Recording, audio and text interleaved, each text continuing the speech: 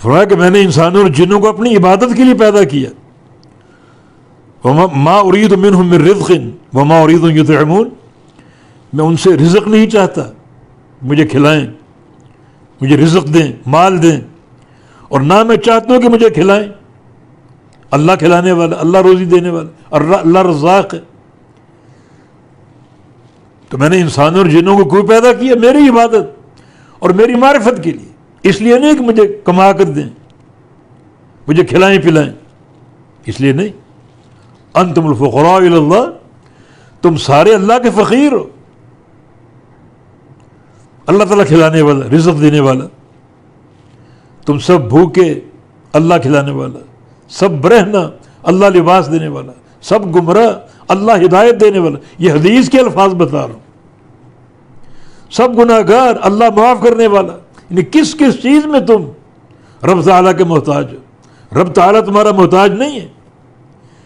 تمہیں پیدا کیا اس لیے کہ اللہ کو کھلاؤ اور پلاؤ، اس لیے کہ اللہ کو پہچانو، اس کی عبادت کرو اور اس کی عبادت کا حق ادا کرو. ان اللہ هو الرزاق ذو القوۃ المتین، بے شک اللہ تعالیٰ ہی رزاق ہے. ان اللہ، بے شک اللہ هو الرزاق.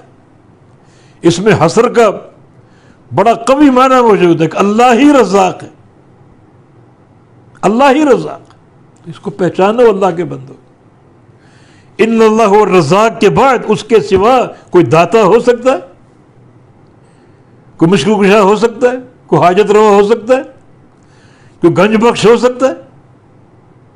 اگر کہو کہ ہو سکتا ہے تو اس قرآن کی آیت کا انکار ہے. اس کا معنی میں جو کر رہا ہوں وہ حقیقی معنی کہ بے شک اللہ ہی رزاق ہے اور کوئی نہیں. حصر کا معنی ہے.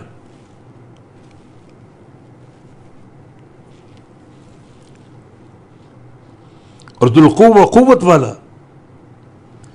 المتین، متین، ایسا قوی جو ہر چیز پر غالب ہو اور اس پر کوئی چیز غالب نہ ہو. ہر چیز پر قاہر ہو، اس پر کسی چیز کا قہر اور غلبہ نہ ہو. المتین کا معنی.